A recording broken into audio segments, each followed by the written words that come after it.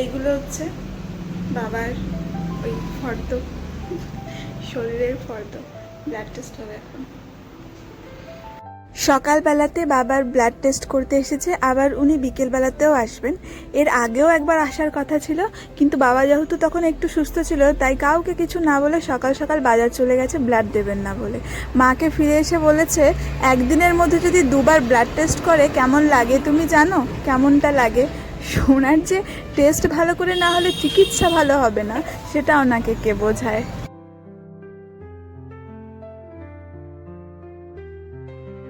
সকালবেলাতে দোকান খোলার পর মা আমাকে আর ভাইকে চা দিয়েছিল।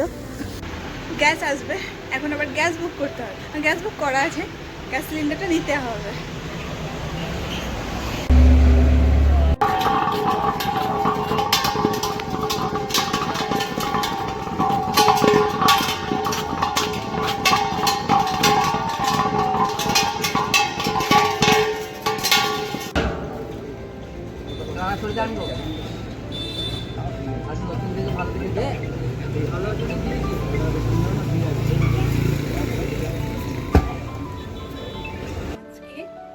আবার বোনের জন্য খাবার বানাবো,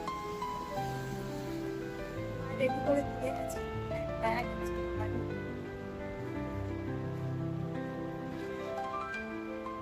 এখনো বাস এসে পৌঁছায়নি, আর শরীরটা প্রচণ্ড খারাপ। ওই নার বিষু প্রচণ্ড হারে বেড়ে গেছে। সকাল থেকে দোকানে খুব একটা ছিলাম না, বাবা ছিল। বাবা বেশিক্ষণ থাকলে ওই বাবারও শরীরটা আবার অসুস্থ করে ফেলেছে আমাকে। আমি আসলাম বাবাকে আবার একটু রেস্টে বাঁচাবো, বেশিক্ষণ থাকবো না, পরে বন্ধ করে দেবো দোকান।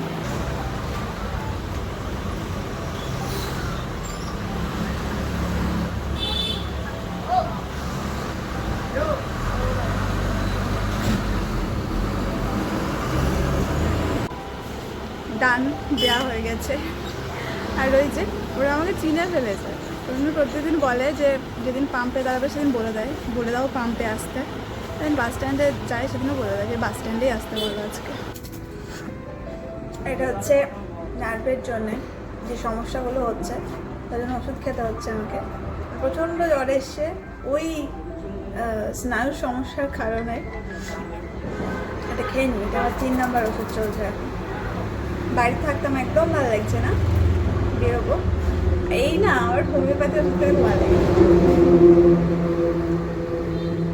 আসলে অ্যালোপ্যাথিতে তো সাইড এফেক্ট থাকে, আমার প্রায়ই খেতে হয়, তো তার জন্য হোমিওপ্যাথিটাকে বেছে নিয়েছি। এটাতে অনেক সময় নেয়, ঠিক আছে, তারপরেও এটা ঠিক আছে, এটা আমি খেতেও পারি।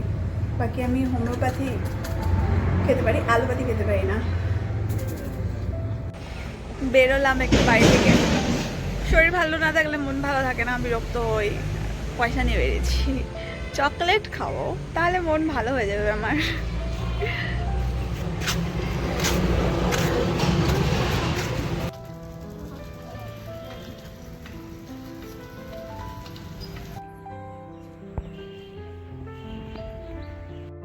চকলেট কিনে নিয়ে এসে আমাদের যে ক্লাবের মাঠ আছে সেখানেই বসে আছি। বসে বসে বাচ্চাদের খেলা দেখছি আর এই চকলেটটা খাবো। আমার অসুস্থতা প্রায় দীর্ঘ কয়েকদিন থেকেই চলছে, এবং আজকের ভিডিওটা ওই দীর্ঘ কয়েকদিনের ছোট্ট ছোট্ট পর্ব জুড়ে করা। অসুস্থ আমি সকাল থেকে ছিলাম না। যেদিন অসুস্থ হই হঠাৎ করে মায়ের সঙ্গে কথা বলতে বলতে আমার পুরো শ্বাস বন্ধ হয়ে যায় এবং খিঁচে যাই আমি, যেটা আমার হয় বিগত কয়েক বছর থেকে, কিন্তু আমি এই ব্যাপারগুলো কখনোই তুলে ধরিনি। এমনকি আমার চারপাশের মানুষরাও জানে না, শুধু আমার ফ্যামিলি পার্সন ছাড়া। কজ আমি সবসময় চেয়েছি যে একটা এন্টারটেনের দুনিয়ায় থাকতে এবং সেগুলোকেই তুলে ধরতে, কিন্তু কিছুটা আমি আজকে ইচ্ছাকৃতভাবেই তুলে ধরছি ব্যাপারগুলো।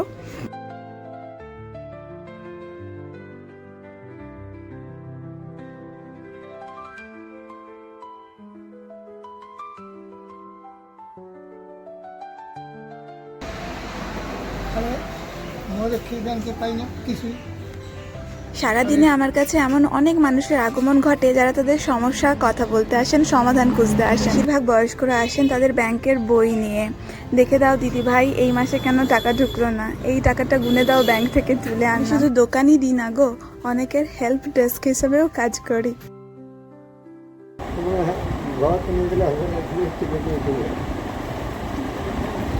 এখন যিনি গল্প শোনাচ্ছেন তিনি হলেন বাবার সাঙ্গাত মানে বন্ধু।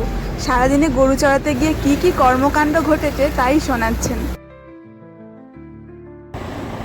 গরমের মধ্যে গরম গরম চা খাচ্ছি, জ্বরটা যেন ঠিকঠাক থাকে। তার মাঝে মাঝেই ছেড়ে যাচ্ছে জ্বরটা, আবার ঘুরে আসছে।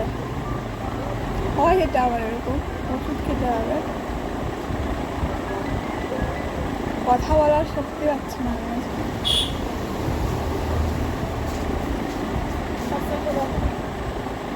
একটু খাইয়ে নি, যাও না, আমার একটু কাজ আছে বাড়িতে। তোর আবার কি কাজ আঁকার ছাড়া?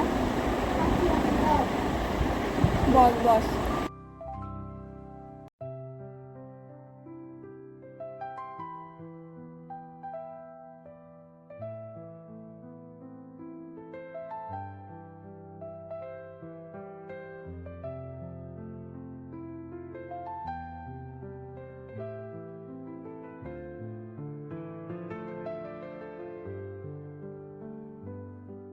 এটা জ্বরের ওষুধ ছিল, কিন্তু যখন খেতে গেলাম তখন দেখলাম জ্বরটা পুরো ছেড়ে গেছে। আর মধ্যরাতে ওষুধ না খাওয়ার ফল আবার এসছিল, ঝাঁকিয়ে জ্বর এসছিল, তারপরে খামিয়ে সেই জ্বর ছেড়েও গেছিলো। আর এই ধরনের জ্বরগুলো ওই ভাল্লুকের মতন হয়, আসে আর যায়, তাতে দুর্বলতাও অনেক বেশি থাকে। এরকম পরিস্থিতিগুলোতে মা সব থেকে মুমূর্ষে যায় বেশি, কারণ বাবাকে দেখতে হয়, আমাকে দেখতে হয়, দোকানটাও সামলাতে হয়। হ্যাঁ, প্রত্যেকটা ভিডিওর কিন্তুই সে পেছনে থাকে, সামনে হয়তো তাকে দেখানো হয় না, কারণ সে খুব একটা ভালোবাসে না ভিডিওতে আসতে।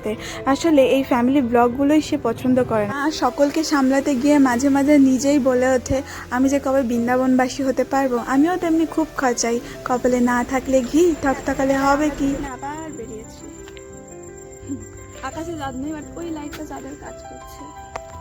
ফুল, রঙিন রঙিন ফুল, ভালো লাগে।